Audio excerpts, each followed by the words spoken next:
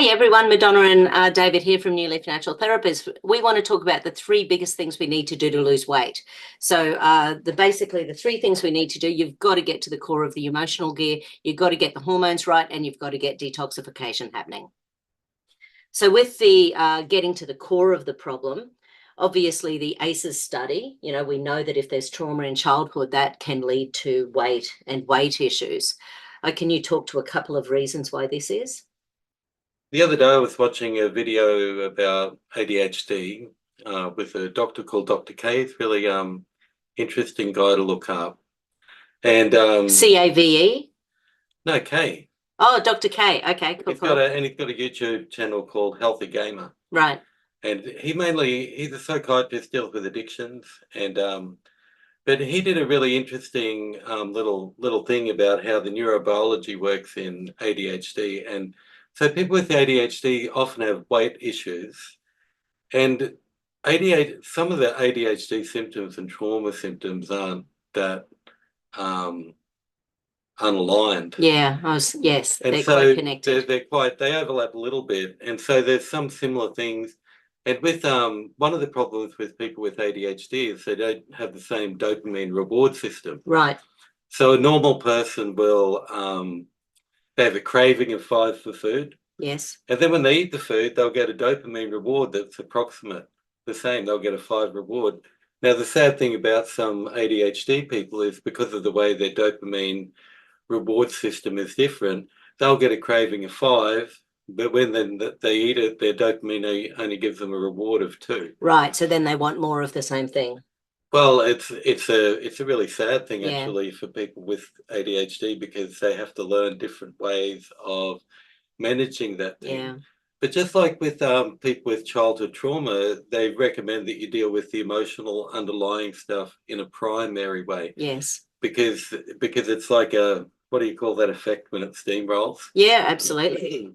So as that goes on, as people put on weight, as you know, it affects different hormones. Yes. Yeah. So once our tummy fat, I think the numbers are, if our waist is more than 32 inches or 32.5 inches for women and 34.5 inches for men, then our abdominal fat becomes the major endocrine organ of the body. Right. And releases over 32 hormones all the time. And those hormones and I know this is where you're going, so sorry. Say depression. Yeah, so they basically shut down the thyroid, shut down our detoxification pathways. They're more likely to increase inflammation, things like depression and ADHD, very much involved in inflammation in the brain. So yeah. So yeah, there's a huge connection between that tummy fat. And it becomes a cycling thing. So they predict people with ADHD who, have slight weight problems when they're young will be overweight by the time they're 16. Yes. And there's a number of different, they say the best things to do, like exercise is obviously one of them, but dealing with the emotional stuff underneath got to be done is a key thing. And I mean, that's something that kinesiology and counselling both deal with, getting that underlying emotional stuff, because people with ADHD they're corrected more often than other people. Yeah. And they're brought to attention more, say, in school and at home too. Yeah. They're in more trouble than everyone else. And so they'll often need emotional healing just to get started. Yeah. Because they've got a deficit the other kids or even the other adults don't have. Yeah. Until people actually, because quite often people haven't recognised where things started. So it's not until you start chatting to people and having that time, because in a doctor's office, they've got 4 to 6 minutes in Australia, so there's not enough time, and all of a sudden they're on 3 scripts, and that is messing with the neurology of the brain long term then. Mm-hmm. Oh, 3 scripts, like as in antidepressants, antipsychotics, anti-anxiety. Well, I mean, yeah, that's right. Well, with the ADHD, there'll be all sort of amphetamines and blockers and so beta blockers and so uppers and downers. Yeah. Uppers in the morning and downers. Well, they try to address that dopamine system, and I mean, people take them, and if they take them for short periods, they get a catapult of focus. And like so many people I know, and my wife knows, who started on them, all of a sudden they're getting good marks. All of a sudden they can have a positive effect. But yeah. And I'd like to quickly mention the detoxification, because there was a study they did with massively obese people. So we're talking 120 120 kilos, 130 kilos and higher. Mhm. And basically what they found was the people over a 5-year period who did not detoxify while they were losing weight were just as likely to die from the effects of chronic obesity as those who didn't lose weight at all. So when we are losing weight, and this is a sort of always good to chat to your counsellor or your practitioner about, if you're losing weight in any method and you're not doing something to detoxify, and that can be methylation, so methylated Bs, it can be things that help to pick up the thyroid, because if you pick up your thyroid, that allows better detoxification through your gut, your liver, your kidneys. Or detoxing herbs, like what's the backtrack's got in it? Yeah, Or- so lots of essential oils are And amazing. the other day, the So Parex. yeah, so That's Parex, so solid. detoxification can be things like SIBO, small intestinal bacterial overgrowth, or parasites and things like that. Mhm. Because the other thing about ADHD is sometimes there is a huge parasite issues. Mm. So I remember that that's one of the first things you learn naturopathically with kids with ADHD and inability to sit still, ants in the pants and that sort of thing. 9 times out of 10, they've got parasites. Mm. So, and they may need to be on not antibiotics. They might need to be on something anti-parasitic for 3, 4, 5 days every month around the full moon, Right. because that's when parasites lay heaps of eggs and they go Okay. crazy. They do. Farmers have always known that. So farmers in Australia they get much more bang for their buck doing their dipping and parasite cleansing around the full moon. Right. Farmers have known that for 100 years. Mm. Cool, eh? Yeah. Sounds like astrology. Yeah. So there's lots of detoxification methods there's also lots of herbs that help to detox. Red clover is really good for the bloodstream. Cleavers and poke root are really great for the lymphatic system. Dandelion root is really good for the liver. Dandelion leaves are really good for the kidneys. And even having things like tea, so parsley, just a sprig of parsley, organic, of course, in a hot thing of tea, and then drinking that's really good for the kidneys. Green tea is very good for ADHD because it's a stimulant and it's got some other things in it that are similar to the drugs that It's great for that are phase 2. milder. It's great for phase 2 liver detoxification. Right. Part of green tea, it actually opens up the frontal cortex. Right. So Which rather is than an ADHD problem. Yeah. Because I was talking to somebody about a kid with ADHD and they're like 11. Yeah. And they're going, and I said, well, green tea's good for it. And I showed them a study because it's got 2 things that help with ADHD specifically, and they found it. And they go, oh, we're worried about our kid getting addicted to tea. Because I said put it in a flask of water cold. Yeah, right. And I That's go, funny. yeah, but you're okay with the amphetamines.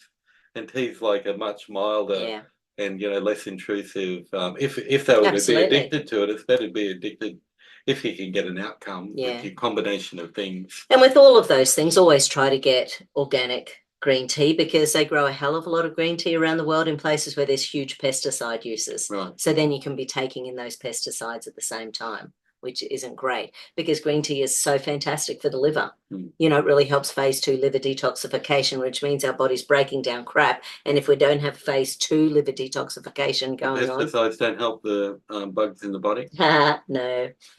But what they do, just thinking about that. So funnily enough, pesticides are another obesogen.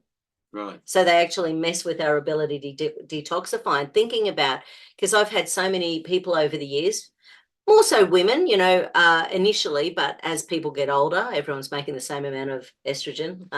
If they're overweight, just sort of joking.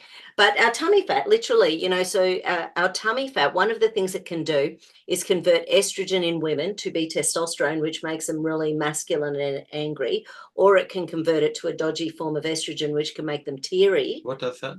The tummy fat Right. does a conversion of estrogen. And the other thing with men with tummy fat, it can convert testosterone into estrogen. Mm. So all of these things can be messing with our mind and our moods and our happiness and our health and our ability to feel motivated and, wanting to kick into action. Well, speaking of motivation, one of the things they found with neurobiology with ADHD is that people have a problem with motivation. Yeah. And so the part of the brain to stimulate that, they find because some people might have an injury, it's really hard to exercise. Yes. Some people might be just very hard to get started. And they'll go, I've tried it before and it didn't work. But what Dr. Kay was saying, that you want to try something different. So Yeah. what you've done before, try it different. Or if you're going to do it 5 days a week, have a different routine every day, not the same one. Yeah. Like you can do And a get different friends involved, get family involved, get, get some fun happening. Well, if What's going to can. be fun? But often the family's the difficulty. Well, maybe joining groups as well, it's But the point is using novelty as a motivator, yes. because people with ADHD generally have, they're distracted by they're distracted a lot more than other people, and Yeah. they don't come back. So novelty is something that's good to steer them with. Yeah, absolutely. So so hormones are really quite important because if we're running on adrenaline all the time, and once again, counselling and kinesiology can both help that, because until we recognise that what's going on in our brains, we just think this is normal. And when it's normal and we don't get the outcome we're after, we think there's nothing we can do. Right. So therefore, actually knowing the neurology and discussing that with a counsellor so that you go, that's how the brain works. Because what he says too, the underlying thing is the emotional dysregulation. Absolutely. People with AD, they've not only got a neuro, but there's an emotional dysregulation too. And so if you can deal with the emotional deregulation first, yes, the others can sequentially follow in order more easily. Whereas if you go from the other part, because mainly people with ADHD have an emotional regulation, like even with the eating. So what they say is that you've got to do, because they've got this dopamine deficit, they're really craving, and then when they get the food, it doesn't feel that good. Yeah. And so what they say, one glass of wine doesn't work, you need 12. And so it's the same with a lot of things. And so what you got to do, they recommend, is you have to learn to savor things. Yeah. And like eat slowly. And one thing that they had their people on their program is, on their weight loss program, if you're going to have something sweet, you have to cook it yourself.